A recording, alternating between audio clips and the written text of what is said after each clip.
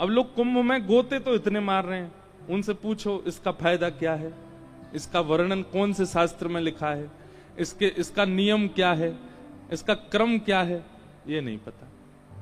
Theory पढ़ी नहीं, सीधे प्रैक्टिकल में चले गए, लाभ नहीं मिलेगा। हमें बहुत संवेदना है और हृदय में बहुत पीड़ा भी है कि इस बार मौनी अमावस्या पर जो महाकुंभ में जो हुआ, जो भी अव्यवस्था हुई,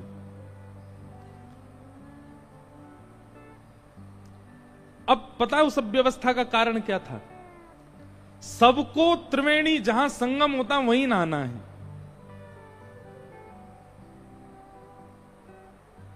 ऐसी विचारधारा हमारी क्यों है कि हर की पौड़ी की गंगा जी ही सिद्ध हैं। कानपुर के घाट पर अगर नहा लिए तो वहां गंगा जी में वो भाव नहीं आएगा।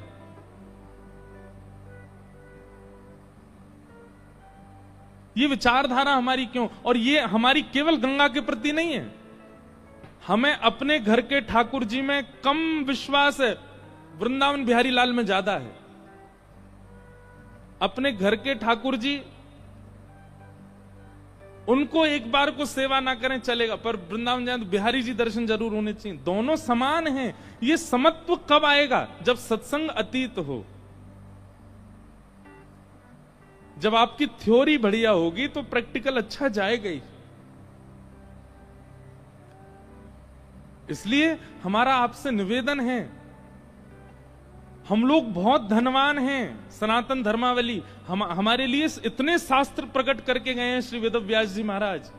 किसी एक शास्त्र को जीवन भर के लिए एक शास्त्र को प्रदान कर दीजिए, आपसे ज्यादा प्रसन्न व्यक्ति कोई नहीं होगा जीवन में। किसी एक शास्त्र को पूरा जीवन दे दीजिए, बस उस शास्त्र की कही मानिए बस। और सबसे सरल मानस जी हैं, रामचरित्र मानस। हमारे मध्य प्रदेश में और पूर्वी उत्तर प्रदेश में तो मानस जी का पाठ घर घर में होता है। उन्हीं का आश्रय ले लीजिए।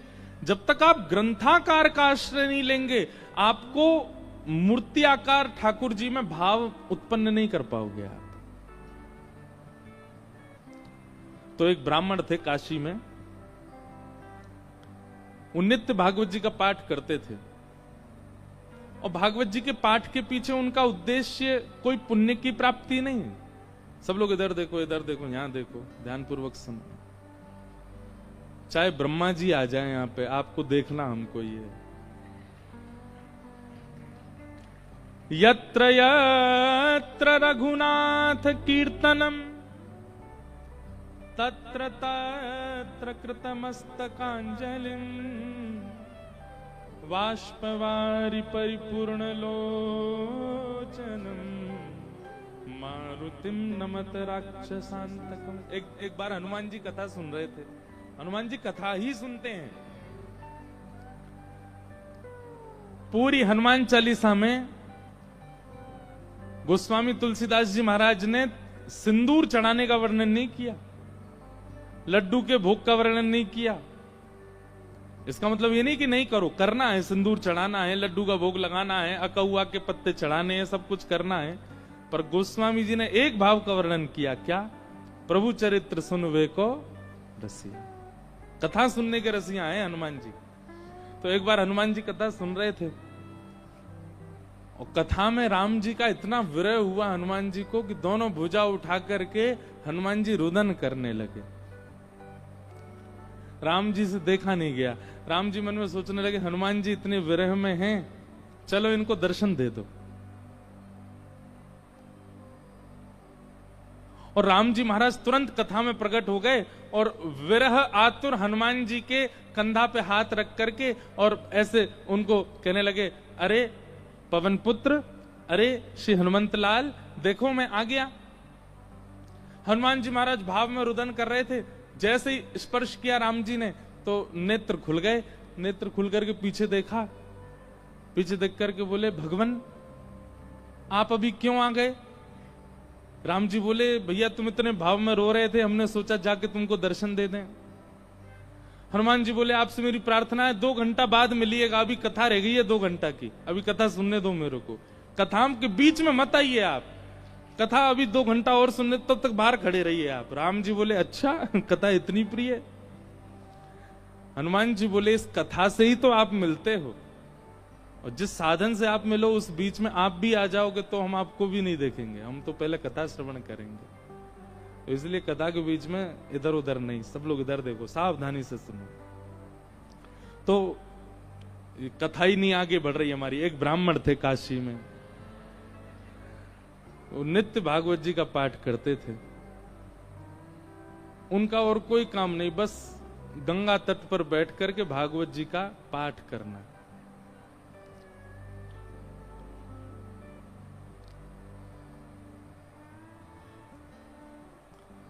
धीमे धीमे उनकी आयु बढ़ने लगी। एक दिन परिवार के सब लोगों ने कहा भैया ये कोई इनका काम धंधा शुरू करा दो, पूरे दिन पाठ करते रहते हैं भागवत जी का। और पाठ भी किसी व्यक्ति के लिए नहीं, अगर कोई उनको दक्षिणा भी देता था कि पंडित जी हमारे यहां पाठ कर दो, तो उसके यहां पाठ करते थे, वो उसका पाठ, फिर उसके बाद अपना पाठ अलग करते, अपने लिए करते थे। उसके पीछे उनकी कोई कामना नहीं थी, निष्काम भाव से करते थे। नित्य पाठ करते। तो एक दिन घर के लोगों ने सबने कहा कि इनका ब्याह कर दो, ये करते धरते तो कुछ है नहीं, पूरे दिन पाठ में ही लगे रहते हैं, इनका ब्याह कर दो, पत्नी घर आएगी, अकल ठिकाने आ जाएगी। और सब घर के लोगों ने वो ब्राह्मण देवता का ब्याह कर दिया। पत्नी आ गई। कुछ दिन बाद पत्नी को भी पता लगने लगा कि ये कोई काम धंधा नहीं करते हैं, पूरे दिन केवल भागवत जी का पाठ करते हैं। बहुत प्रयास किया, लेकिन उसके बाद वो भी हार गई कि ये करेंगे नहीं, कहीं काम नहीं कर सकते, ये तो भागवत जी में ही लगे रहेंगे। तो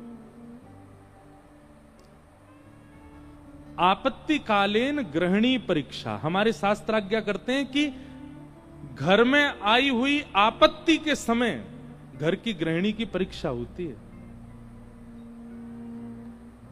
क्षमा कीजिएगा, घर में आई हुई आपत्ति के समय यदि गृहिणी ही हाथ खड़े कर दे तो फिर आपको ब्रह्मा भी नहीं बचा सकते।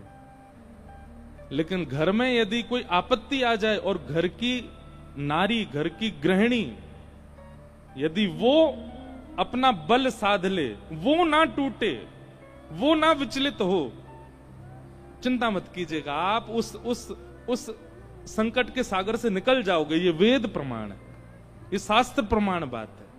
इसलिए माताएं बहनों को एक बात हम कहें कि पति के ऊपर, बच्चों के ऊपर, परिवार के ऊपर कितने भी संकट आए, बाकी समय आप भले कितने भी आंसू बहाओ, लेकिन घर में आए हुए संकट के समय आप बस थोड़ा सा मजबूत हो जाइए, आपकी मजबूती से पूरा घर संभल जाएगा। आपत्तिकालीन गृहिणी परीक्षा।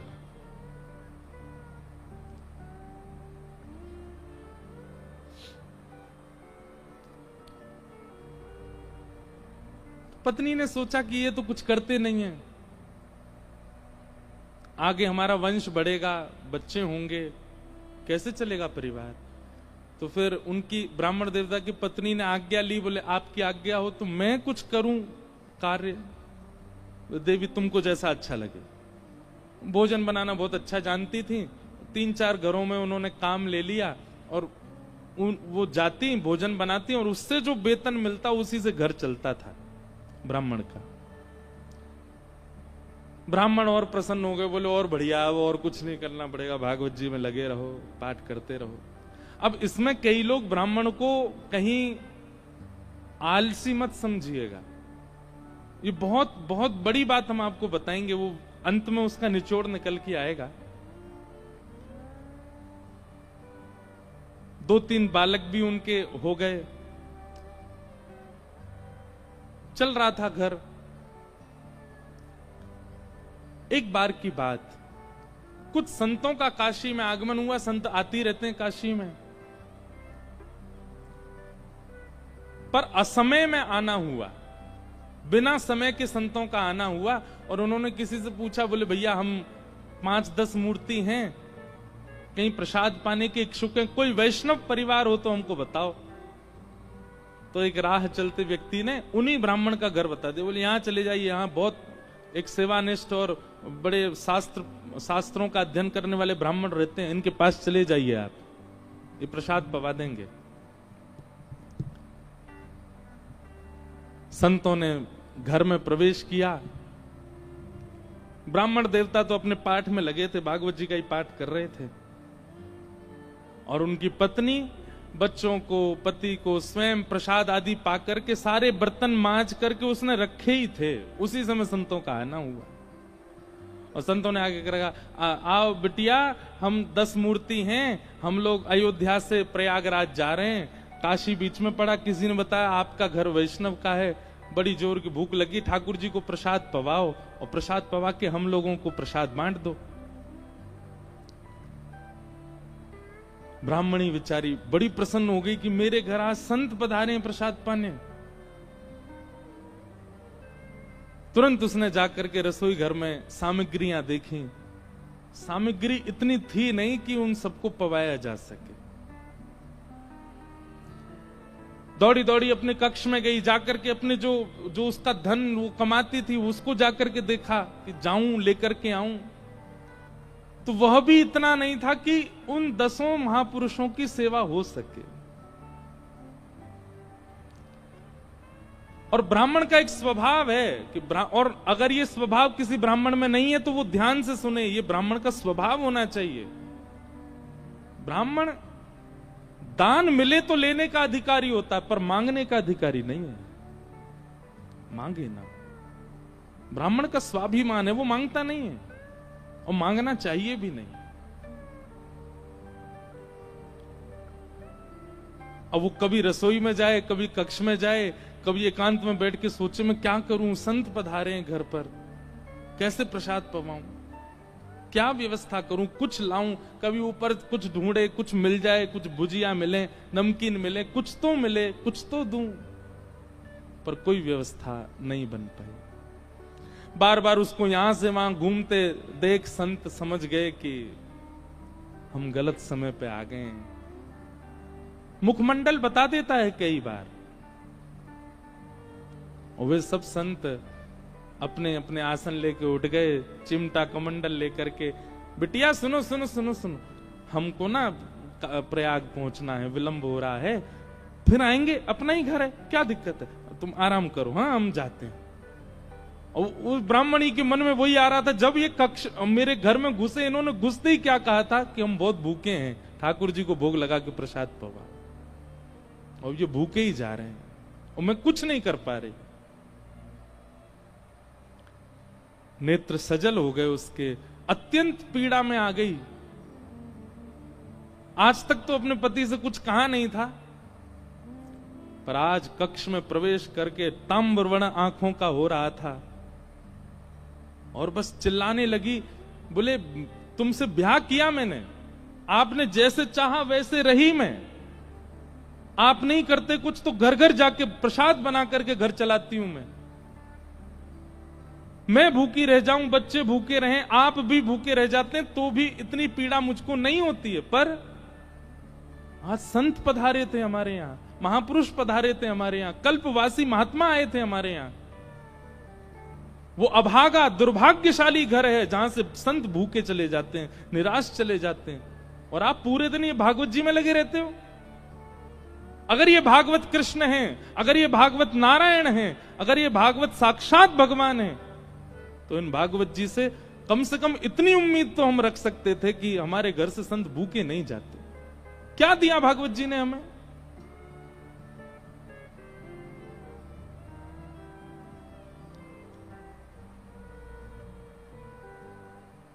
ब्राह्मण बोले, देखो तुम मुझे कुछ भी कह लो, पर तुम जानती नहीं हो ये साक्षात कृष्ण हैं। मैं क्यों बचपन से आज तक भागवत जी के उन्हीं 18,000 श्लोकों का मुझे कृष्ण दिखते हैं, मुझे लीला दिखती है, मुझे शामा शाम का नित्य विहार दिखता है भागवत जी में, इनके विषय में कुछ मत कहो। ब्राह्मणी को और गुस्सा आ गया, भागवत जी की पोथी उठा करके ब्राह्मण की गोद में पटक दी। बोले, सुनिए, ये उठाइए भागवत जी और निकलिए, मैं अपना घर चला लूंगी, अपने बच्चों को पाल लूंगी, आप जिस समय भागवत जी को त्यागने का संकल्प ले लें, तब लौट करके आइएगा।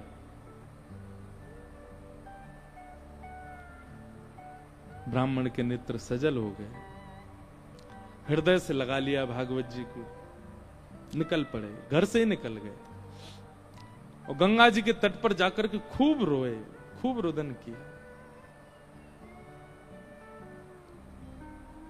हे भागवत महापुराण, हे साक्षात शब्द में कृष्ण, मेरी अभागा पत्नी है, वो आपके रूप स्वरूप को भी पहचानती नहीं है,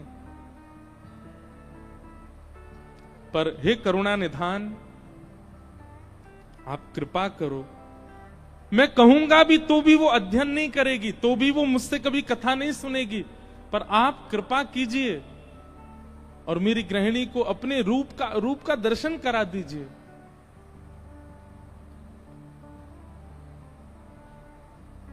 प्रबल प्रेम के पाले पड़कर हरि को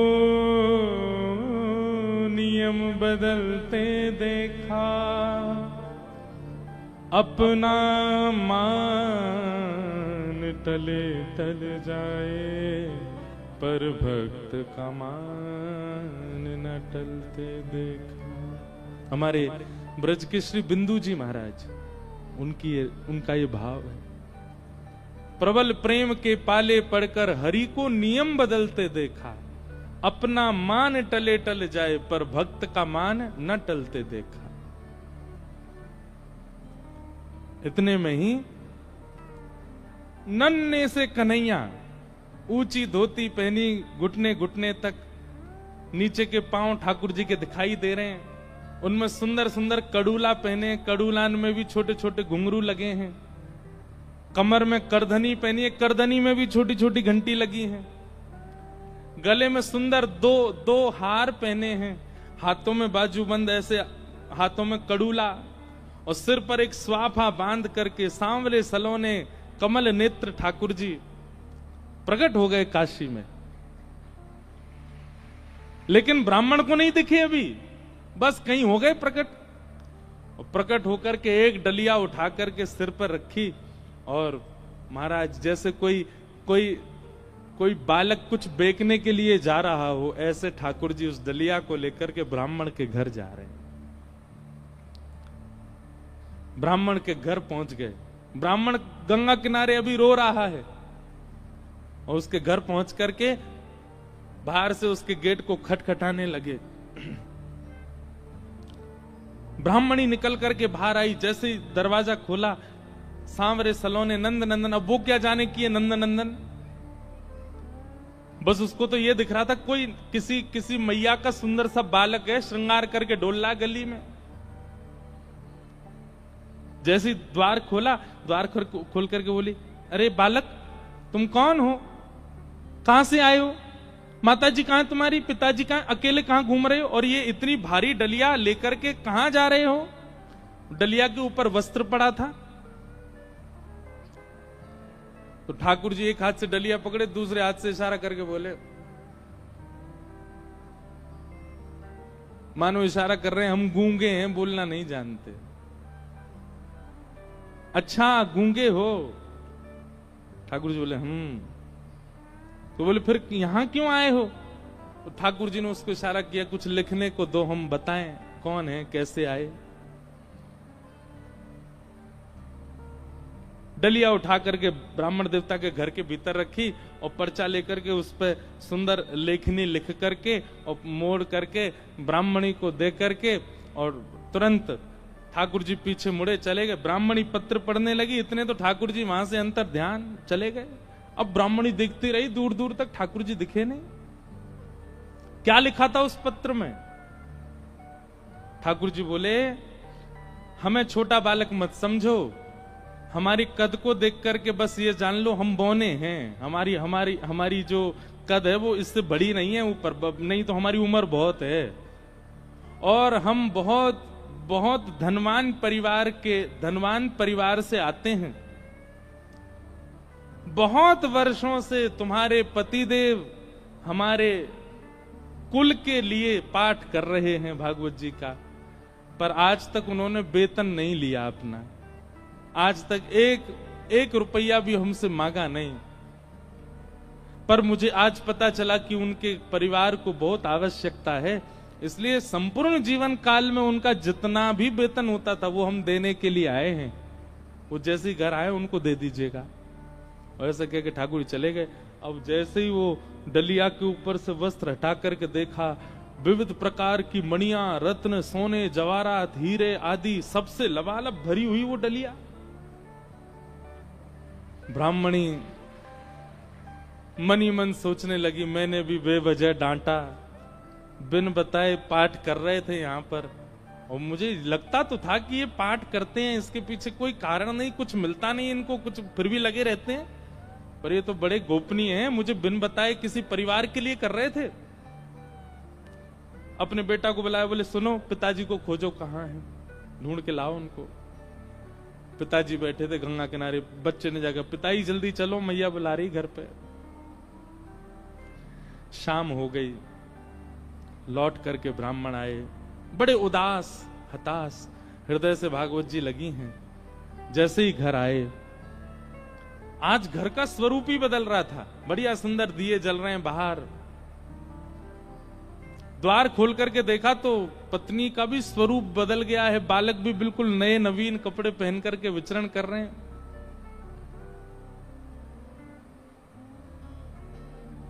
जैसी पतिदेव को आते देखा, ब्राह्मणी ने तुरंत आरती की, जल आदि छिड़काव करने लगी, खूब बलियां लेने लगी। पतिदेव बोले, ब्याह के बाद पहली बार इतना हमारा पूजन हुआ है, ऐसा क्या हो गया जो इतना पूज रही हैं हमको? देवी, ये घर की रौनक हमको डांटने से, फटकारने से घर की रौनक बढ़ गई तुम्हारी?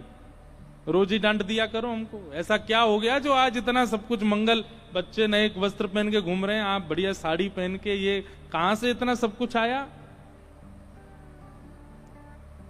हाथ पकड़ के बोली, आज तुम्हारी चोरी पकड़ी गई है ना, वहीं से मिला है ये सब कुछ।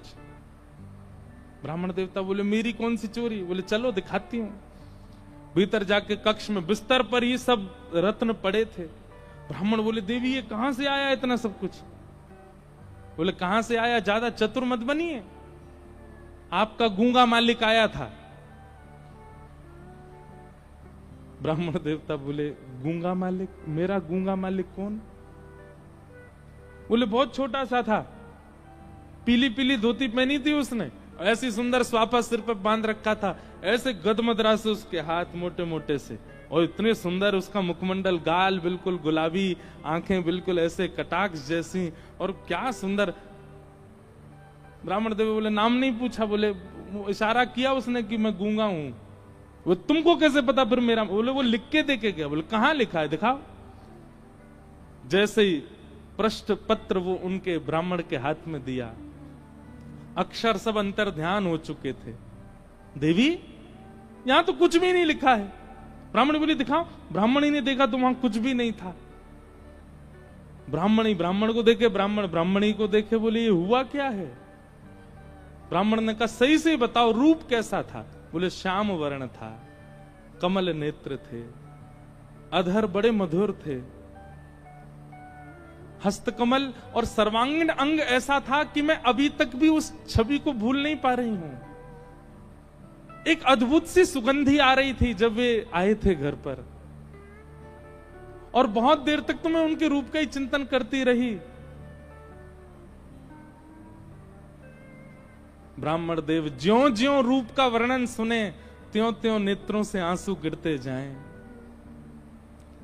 तुरंत भागवत जी को खोला और खोल करके दसम स्कंद के वेणु गीत के श्लोक को उद्धृत करना प्रारंभ किया, और पत्नी से कहा मैं एक श्लोक में श्लोक की व्याख्या करूंगा, बताना ऐसा ही रूप था क्या?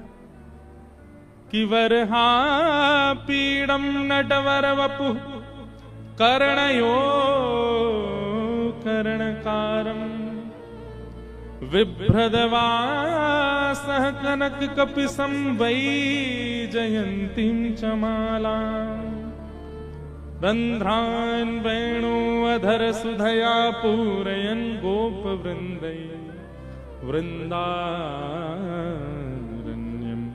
स्वपदरमणम प्राविशद गीत कीर्ति। उन्होंने एक ही कान में कुंडल पहना था, एक ही कान में कन्नेर का पुष्प लगा था। ब्राह्मणी बोली हाँ हाँ, एक कान में कन्नेर का पुष्प था, गले में 2 स्वर्ण की माल और उसके साथ एक वैजंती माला थी।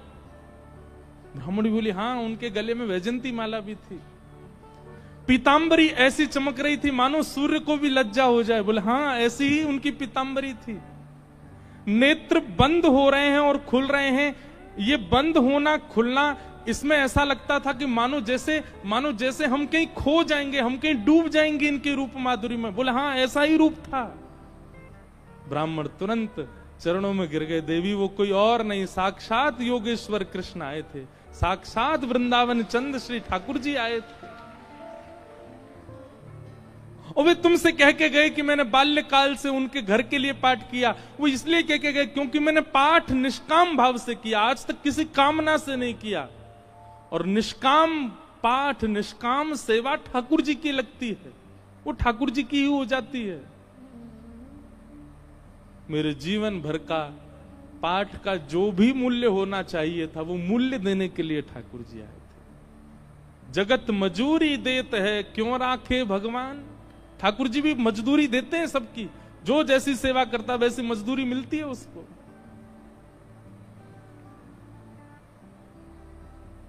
ब्राह्मण आनंदित हो गए और उसी काल से वो ब्राह्मणी भी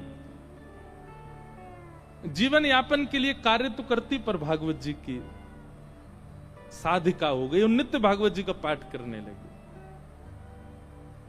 भागवत कोई ग्रंथ नहीं है, कोई किताब नहीं है, कोई पोथी नहीं है। और एक बात कह दूं तो कोई अतिशयोक्ति नहीं, पुराण से ऊंचा हमें शब्द मिला नहीं, इसलिए हम पुराण कहते हैं।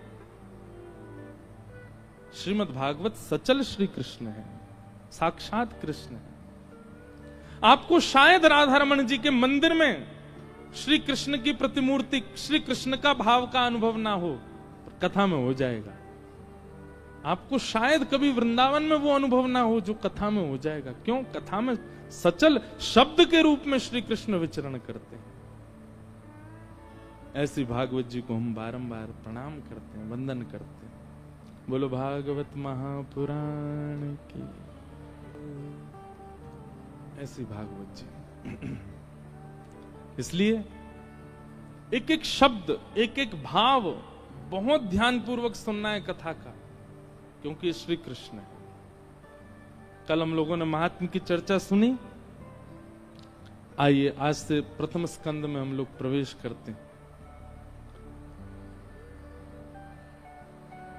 जन्माद्यस्य तोन्मयादितरतः चार्थे स्वविज्ञस्वराट् तेने ब्रह्म हृदय आदि कवये मुह्यन्ति सूरयः तेजो वारि मृदां यथा विनिमयो यत्र त्रिशर्गो मृषा धाम्ना स्वेन सदा निरस्तकुहकम् सत्यं परम धीमहि।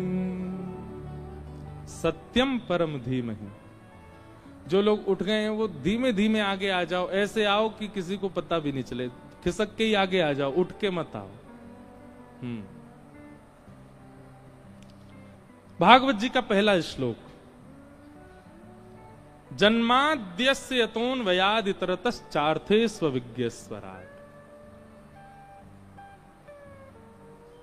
ऐसे हल्ला करके मत आओ भैया, नेक धीमे धीमे खिसक के ही आ जाओ। और जो कार्यकर्ता भी वो भी सबको बैठे बैठे ही आगे आने को बोल दो। जन्माद्यस्य यतोऽन्वयादितरत, सावधानी से सुनो सब लोग। वेद व्यास जी महाराज ने भागवत जी की रचना में प्रथम श्लोक जकार से प्रारंभ किया, ज शब्द से प्रारंभ किया। हमारे व्याकरण में ऐसा कहते हैं कि जकार जो है ये दग्धाक्षर है। संस्कृत के विद्वान यदि किसी शुभ स्तुति का प्रारंभ करते हैं तो ज शब्द पहले नहीं बोलते, क्योंकि ज शब्द जो है, ऐसा नहीं है कि नहीं बोलते, पर ज शब्द को दग्धाक्षर कहा। दग्धाक्षर मतलब लिखने वाला, बोलने वाला, कहने वाले का हृदय पीड़ा में होगा तो वो ज ही बोलेगा पहले, दग्धाक्षर। भागवत जी में गोपियों ने गोपी गीत गाया। कितने लोगों को गोपी गीत याद है सागर में? वाह भैया, 5000 लोगों में 5 हाथ उठे। अब भागवत जी हो गई हैं आपके सागर में, अब हमको कुछ दक्षिणा दीजिएगा। दक्षिणा के रूप में यही दीजिए कि नित्य गोपी गीत का पाठ प्रारंभ कर दीजिए और गोपी गीत याद कीजिए। अब देखो कब याद करोगे, जीवन निकलता जा रहा है आप लोगों का। कई लोग तो बिल्कुल बिल्कुल बाउंड्री पे ही खड़े हैं। वैसे तो एक बात देखी जाए, बाउंड्री पर हर व्यक्ति खड़ा है, हर व्यक्ति बाउंड्री पर। कब उसका अंत हो जाए कोई जानता है क्या? इसलिए भैया जीवन में अब तक आपने सब करके देख लिया। गुलाब जामुन खा के देख लिया, रसगुल्ला खा के देख लिया, जलेबी खा के देख लें, और आपके सागर की कोई प्रसिद्ध मिठाई हो तो वो भी खा के देख ले, मध्य प्रदेश का कुछ प्रसिद्ध हो तो वो भी खा के देख लिया। अमरूद की चटनी बनती है ना यहाँ पे, हैं? देखो हमें पता है, खिलाई नहीं है अभी तक किसी ने, बस पता है।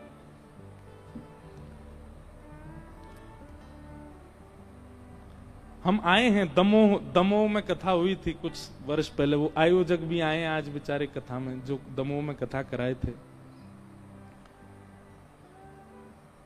तो आपने सब कुछ करके देख लिया, आपने भोग भोग के देख लिए, रोग रोग के देख लिए, योग योग के देख लिए, सब कुछ करके देख लिया। अब बच्चा कुछ जीवन में ब्रजवासी आयो है आपके नगर में, या की बात मान के देख लो, गोपी गीत याद कीजिए और नित्य गोपी गीत अपने घर के ठाकुर जी को सुनाओ। नहीं तो यहां अगर आपका आने का क्रम नित्य है, बालाजी को सुनाओ गोपी गीत।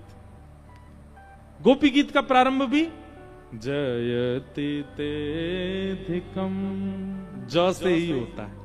क्यों? क्योंकि ठाकुर जी अंतर ध्यान हो गए हैं और उस समय में गोपियां विरही होकर के ठाकुर जी को पुकार रही हैं, इसलिए ज शब्द से प्रारंभ हुआ गोपी गीत का भी। श्रीमद् भागवत जी का प्रारंभ ज शब्द से हुआ, जन्माद्यस्य तो। और तो सुनो, हम सबका प्रारंभ जा शब्द से हुआ। जन्म, हम सबका भी जन्म हुआ है, इसका मतलब हम सब भी कहीं ना कहीं दग्ध हृदय वाले, हम सब भी पीड़ित हैं, और निश्चित है पीड़ित हैं इसीलिए तो जन्म हुआ। अगर पीड़ित नहीं होते तो वैकुंठ में होते। हमारे कोई पूर्व के कर्म, पूर्व के दुष्कर्म शेष रह गए हैं जो हमें भोगने हैं, पूर्व के पुण्य कर्म रह गए हैं जो हमको भोगने हैं, उसके लिए तो हम आए हैं पृथ्वी पर। इसका मतलब पीड़ित ही है हमारी आत्मा, इसलिए हमारे प्रादुर्भाव को जन्म कहा गया।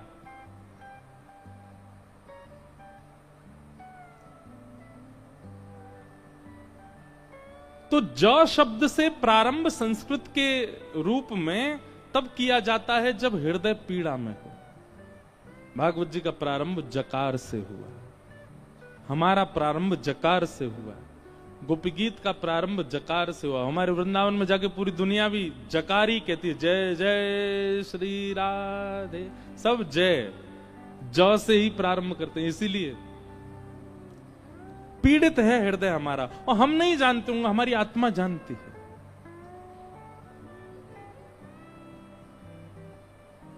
जन्म से हमारा प्रारंभ हुआ है, जन्म से ही भागवत जी का प्रारंभ हुआ है।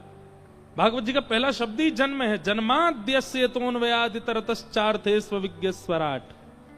बहुत कठिन श्लोक है, मैं जितनी व्याख्या हो सकेगी करूंगा। जन्म से हमारा प्रारंभ, जन्म से ही भागवत जी का प्रारंभ, पर हमारा अंत हमको पता है। हमारा अंत क्या है? मृत्यु। क्या है? क्या है? मृत्यु। पर हमारा अंत मृत्यु नहीं होना चाहिए। हमारा विश्राम कहां होना चाहिए? तो भागवत जी का जो अंतिम श्लोक का विश्राम है वही हमारा विश्राम होना चाहिए।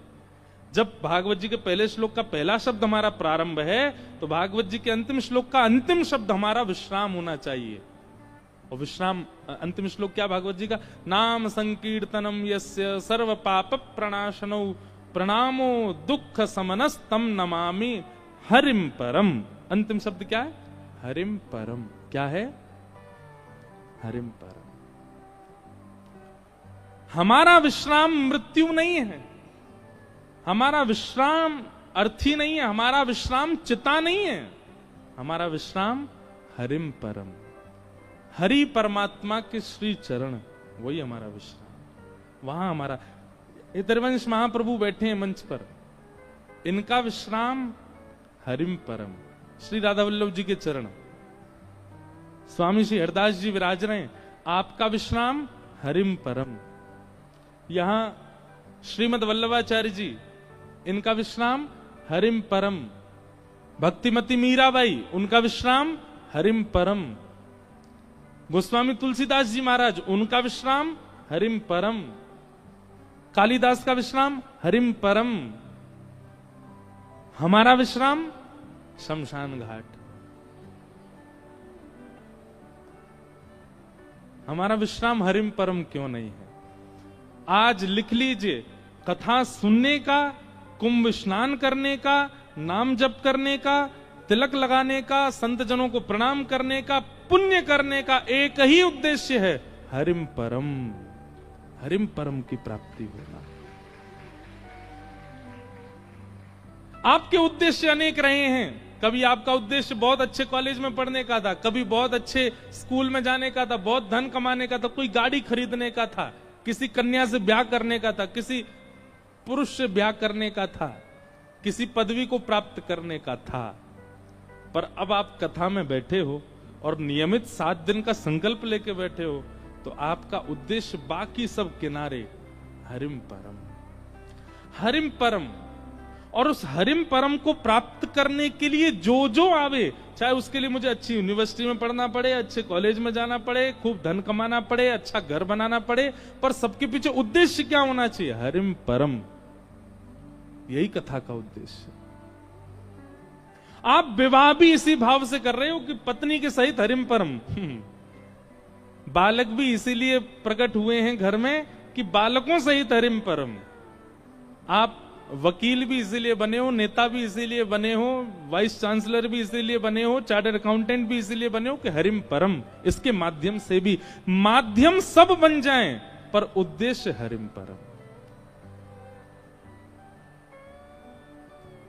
आपको कुछ नहीं करना पड़ेगा, सब अपने आप, सब भक्ति में हो जाएगा। आपकी पढ़ाई भक्ति में हो जाएगी, आपकी इंजीनियरिंग भक्ति में हो जाएगी, आप नेता हैं, आपका नेता स्वरूप भक्ति में हो जाएगा, सब कुछ भक्ति में होता चला जाएगा। सब भक्ति में होने का मतलब सब पवित्र होता चला जाएगा। आपका विवाह पवित्र हो जाएगा, सब कुछ पवित्र हो जाएगा। उद्देश्य यदि श्यामा श्याम है तो, उद्देश्य यदि ठाकुर जी, सबसे प्राप्त क्या करना है? ठाकुर जी को, हरिम परम।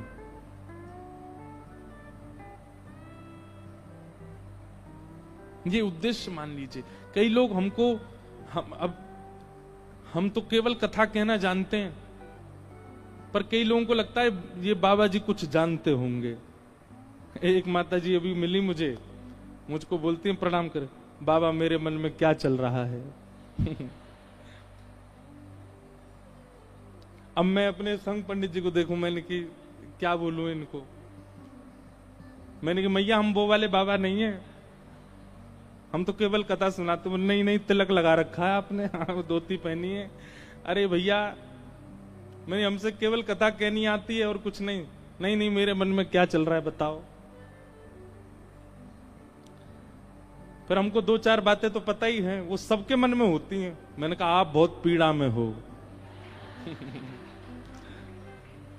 दुनिया आपके साथ अच्छा व्यवहार नहीं करती। आंखों से आंसू आने लगे मैया के, जय हो बाबा। अरे मैंने कि मैया राधे श्याम जपो, जीवन एक परीक्षा है। परीक्षा पत्र को देख करके घबराते तो सारे बालक हैं, पर जिसका अध्ययन, जिसका स्वाध्याय उचित होता है, तुरंत कलम उठा के लिखने लग जाता है, बढ़ता है आगे, सोचता है, विचार करता है, करने लगता है।